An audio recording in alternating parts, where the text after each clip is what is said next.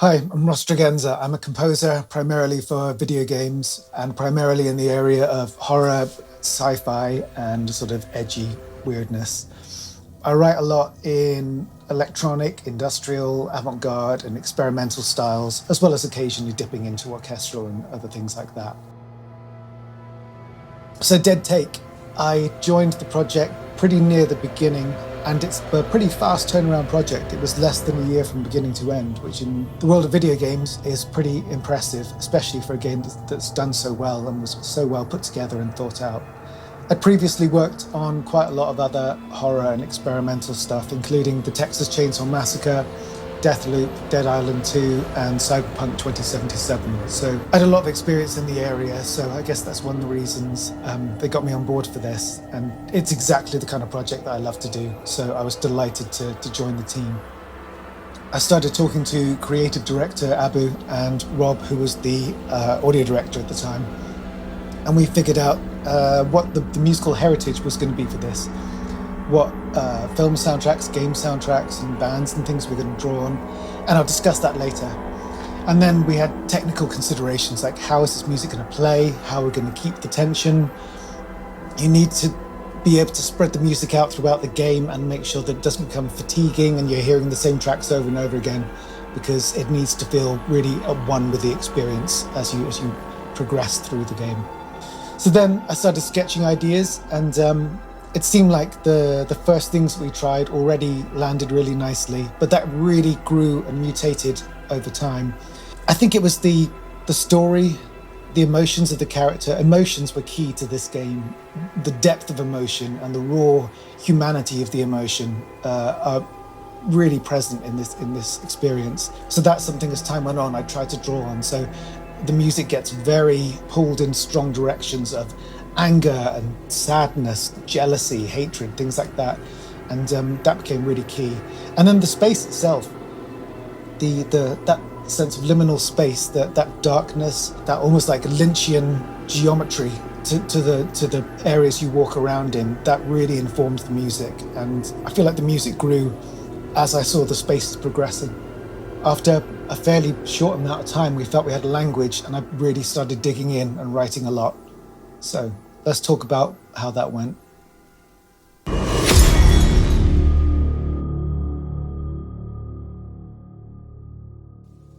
So I started getting into my stride, and I started getting to do what I love the most, which is expressing strong human emotion using non-traditional instruments.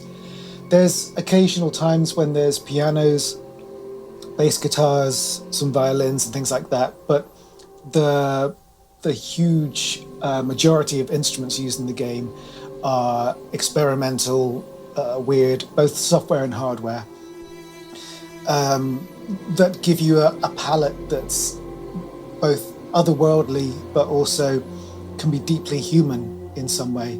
It's something that I feel quite strongly about and I love working with. There's a lot of tricks you can do when you're playing with people's emotions with this kind of stuff as well. There's false positives, I call it, which is actually, let's roll it back a bit. Something I hate in horror is emotional safety nets and signposting. You would think for horror films, signposting like something bad is going to happen is a good thing, but it's really not. It's become this undercurrent that gives you this safety net that you know something's bad about to happen, so you sort of emotionally prepare for it. It's something when I worked on the game The Texas Chainsaw Massacre that I tried to really circumvent and try something new with. And then there are films like Hereditary. Did an amazing job of, there would be points of incredible rising tension in scenes that didn't actually end in anything bad going on, and that's way more interesting because you're being thrown off the scent. So that's definitely something I tried to do here. We had swells of, we called them flourishes when we were building it all in the game, of these sounds and that would just rise and escalate with unbearable tension. But it was just while you're walking around the house and experiencing things. At other points, obviously, things do tie in very tightly, but you need to throw people off and make them never comfortable. You don't want to tell people you've got 15 seconds until the bad thing happens. Just let the bad thing happen. Uncanny Valley is something that I find works really well as well. If you have sounds that sound like the human voice, but are just slightly off, or repeating rhythms that give it a slightly inhuman nature, then I don't know what it does to your brain, but it's very uncomfortable to feel. But at other points, I wanted it to tie into those strong emotions, the anger, the hate, and the sadness, and the huge melancholy. So at points we sort of were vibrating out here, and then we pull back into the center, and then we're centered back in that human emotion, and then it sort of pushes out again. It's something I found very interesting to work on.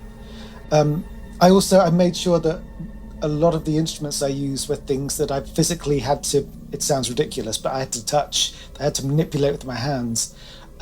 I'll show you a little reel of some of the things I used in a second, and you'll see that it's things that I have to physically bow and put the pressure on myself. There's devices with pressure plates I have to put my hands down on, that kind of thing. And it gives you that human connection, which when you're dealing with extreme electronic music, is quite unusual. So I think that added a lot to the experience.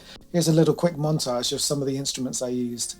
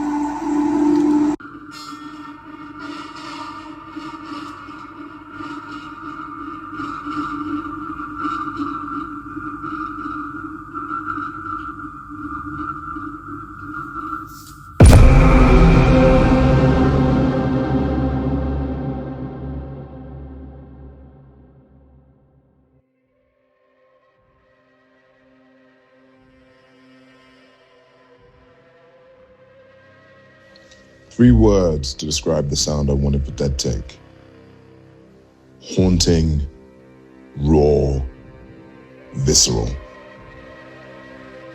The main emotions that I wanted players to feel when hearing the music for Dead Take was a feeling of anxiety, dread, also a sense of weird excitement. The idea was to emulate what it meant to feel like being an actor most of the time. This idea of not knowing what could come around the corner, but being excited about that. That's what I wanted to get the players feeling when they heard the music. The idea of writing a track in the style of a lullaby was essentially one of the things that, for me anyway, was to remind the audience of the innocence that we all come from. This idea that we are all kids at the end of the day, that we all come from being children, yet here we are in a world that's completely screwed up, full of, that we are given these false ideas of dreams and ambitions. It was kind of playing into that, children in a very real psychological horrific setting is always creepy. And this was a way of like kind of reminding the player that we were all kids once. I think for me, the way that narrative and music support each other is, I mean, they actually work hand in hand in delivering an incredibly powerful experience. You can watch something and with no music, and it can be moving, but music just kind of infects that part of your soul with the content that you're taking in, and it can make you feel so much more. It adds so much more power and weight to the image of what you're seeing. So yeah, I'd say like it was really lovely working with the music early on and finding that marriage with it, or to kind of tell the story, because you go on the journey and the music just enhances that. If I had to describe the soundtrack of Dead Take in one word, Hollywood.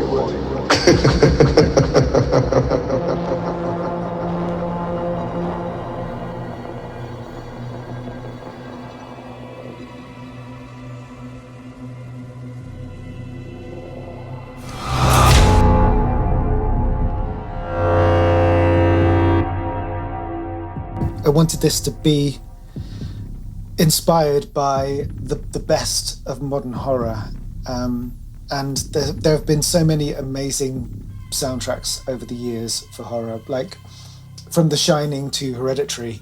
There's been a wealth of amazing, unusual and experimental soundtracks. Also, of course, the Texas Chainsaw Massacre, that I did the score for the game, but the film's original score by Wayne Bell was just so experimental and so fresh at the time, drawing on music concrete and like just avant-garde sentimentality that of just throwing everything in and seeing if it works, and that's so cool.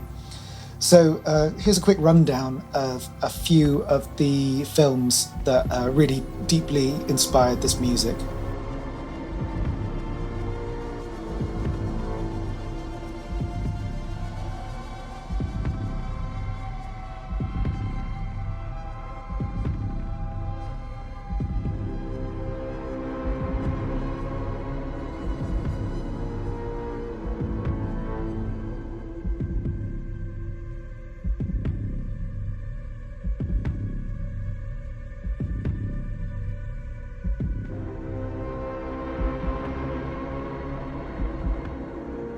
I hope you get a sense of the through line with those. It's soundtracks that use almost like folk horror elements combined with extreme noise and just a sense of breaking the rules and doing whatever you want to do to dig deep into that visceral sense of fear and the human spirit.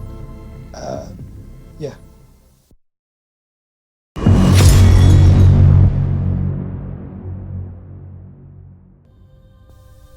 And in the end, it was the emotion in the game that meant everything. And that's what was the biggest influence. There were times when I started realizing just how amazing this story is and how powerful this writing, directing, and the performances from these wonderful actors, all of that was. It was deeply inspiring, and that changed the course of the music for the game. I started trying to do things to actively engage with those emotions. If I felt angry about something, I would come to my studio and record music while I could still feel that buzzing tension and stuff. If I felt sad, I would try and write while that's still lingering in my brain. There's one track that's it's a lullaby for the loss of a child. It's an incredibly sad little element of the game, and it needed a sense of genuine sadness and also that sort of the sense of sleep and the dark of the middle of the night. So I set an alarm for I can't remember, it was 3 or 4 a.m. in the morning with all the lyrics written and my machines ready to go. And I slept until that time, and I came back to my machines here and I recorded the vocals while the sleep was still just rattling around in my brain. I could still, you know, that time when your dreams haven't quite left your head. I could still remember what was happening in my dreams. And yeah, I came here and I recorded it, and that's Little Angel now on the soundtrack. You'll hear my sleepy voice, but I think it adds to the sense of melancholy and the sense of, like I said, the sense of that darkness at 3 a.m.